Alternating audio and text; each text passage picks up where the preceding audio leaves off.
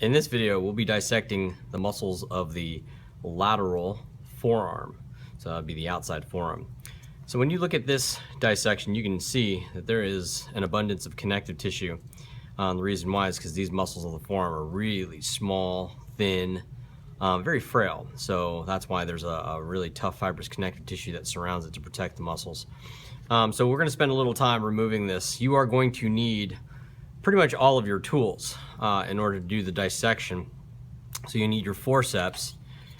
You're definitely going to need your scalpel. You're going to need some scissors, and you'll need a blunt probe. So all these instruments you'll use to help remove the connective tissue. The scalpel will probably be your best friend. Just make sure that I give you a fresh blade. So we're going to spend a little time removing this connective tissue. Now understand, it's tough. The first muscle that we're going to separate is actually sitting on top, and if we skinned it properly, this muscle was preserved, and this is the brachioradialis. So this brachioradialis, you can kind of see underneath this connective tissue, is very thin. So you have to be super careful not to rip it. So this is what I meant by you probably using scissors. So if you pull up on the connective tissue, try to find that brachioradialis, and if you can't find it, then carefully pick at the connective tissue on the top.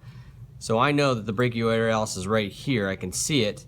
So what I'm going to do is I'm just going to carefully pull and cut just to get under the connective tissue.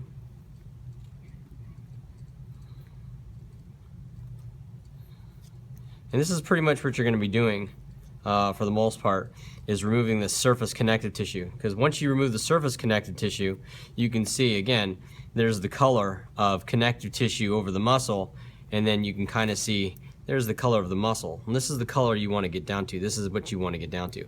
So I just started the brachioradialis. So let me show you how to remove the connective tissue on the rest of the lateral forearm muscles. And by the way, the muscles on the lateral forearm, we call these extensors. Right? And the reason why we call them extensors is because they're going to extend the wrist or extend the fingers. And that's why we call them extensors. That describes their action. The muscles, that's the muscle's action. So for this one here, you may use a scalpel, right? There's a tough fibrous connective tissue. Picking at it or using scissors, you may not be able to get under. So I'm just going to use my scalpel just to kind of start and get a hole. And once I have a hole, then maybe I'll go ahead and use my scissors to again do what I just did with the brachioradialis. So again, this is just the first layer of connective tissue that I'm able to penetrate and cut. There's actually another one, right? So here's the first layer of connective tissue. There's another layer of connective tissue. You can kind of see right here. You can see the muscle is still relatively kind of like this, like an opaque, pinkish color. And what we're trying to get down to is like the level of brown. So here I've created a hole, this time using my forceps. I didn't want to use my scalpel because I know I'm getting close to the muscle. So I've created a hole. I've created a pocket with the forceps. Let's get the scissors in there. Again, lift and cut. Right? I can see my scissors, so I know it's connective tissue. And then I'm just going to go ahead and cut.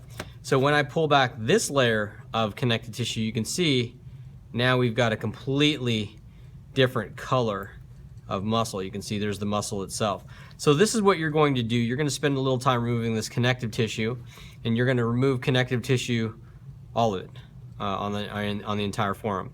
So go ahead and spend a little time pulling off that connective tissue. Remember what it looks like initially, right? It's going to be layers of connective tissue, and ultimately what you want to do is you want to get to this color for your muscles. All right, so spend a little time removing connective tissue. Once I'm done, we'll come back with the dissection of the lateral muscles of the forearm.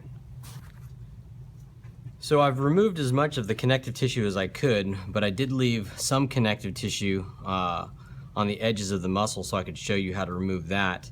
You can use your scissors or you can use your scalpel. Like I mentioned to you before, this tough fibrous connective tissue really adheres to the muscle, and if you just pull it, you can actually shred the muscle, and that would not be good in terms of your dissection. So here is the brachioradialis. So I didn't dissect it completely because I wanted to show you how to do that.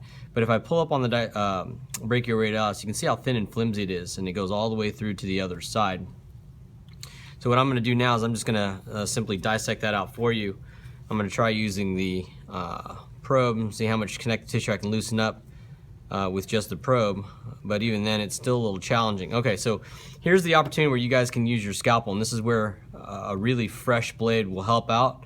It's good, but it also can be bad. If you are careless with your blade and you make large strokes, you're really gonna cut your muscle, you're gonna damage your muscle. So always pull, and when you pull in the muscle carefully, you can see where the connective tissue is, and just short motions.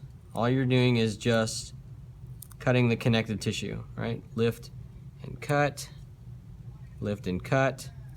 I've come to the end, I think, and I'm just simply going to carry this dissection, or the use of the scalpel, all the way through to the other side. For some of you, you may want to wait to do the other side until you're done with the dissection of the muscles of the medial forearm, but I'm going to keep going. I'm going to carry on through. I can see the edge of the muscle from this side. So there's the brachioradialis.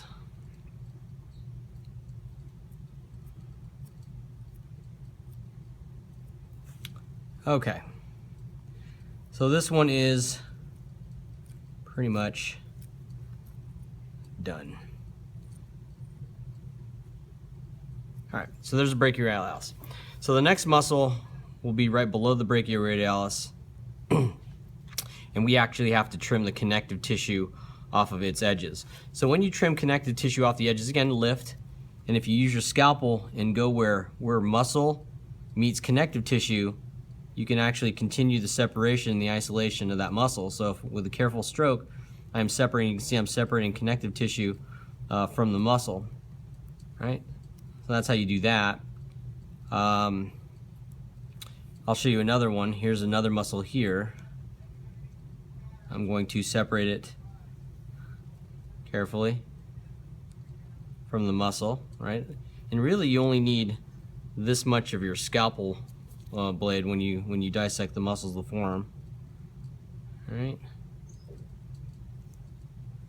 So again, spend a little time separating the muscles with your scalpel, and then once you've done that, then take your scissors, right, and just cut the edges of that connective tissue, or cut that connective tissue as close to the edge of the muscle as you can.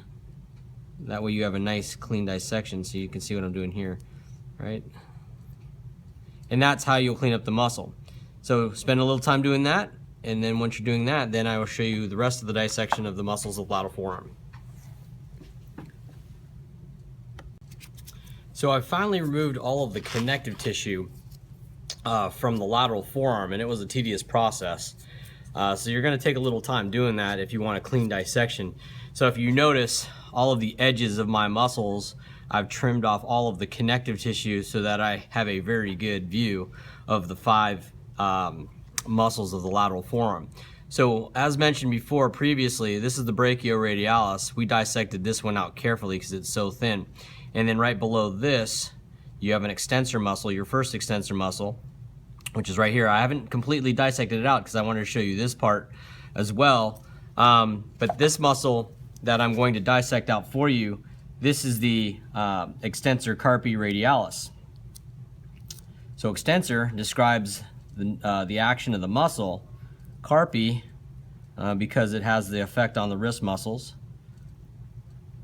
and then radialis because it sits on the radius side, which is the thumb side of your forearm. So this is the extensor carpi radialis. So that's this one right here. Then right below the extensor carpi radialis is the next muscle, which is this muscle here. So I'll go ahead and dissect that out. Again, you just probably need your probe to separate some connective tissue, and there it is, right? This is the extensor digitorum communis, right?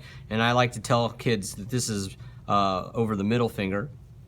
And then next to the extensor digitorum communis is this muscle here. Again, just take your probe and run it underneath to separate some connective tissue, like I'm doing right there. There you go. This is the extensor digitorum lateralis, and then below that is this muscle here, which is, I'll show you, right? It looks like one, but it's really 2. If I can separate it, and that's because I know this because it shares the same tendon. I believe this is the muscle, or maybe it's on the other side. No, I think it's on the other side. This muscle here, right, it's just one muscle. It's not two muscles. This is one muscle. This is called the extensor, right? Extensor carpi ulnaris, right? Extensor again describes the action that it's going to have. Carpi, because it's going to have an effect on the wrist, and then ulnaris because it's on the ulna side of the forearm. So again, recapping the muscles of the forearm, you have the brachioradialis, you have your extensor carpi radialis, you have your extensor digitorum communis, you have your extensor digitorum lateralis, and finally you have your extensor carpi ulnaris. And that concludes the dissection of the lateral forearm.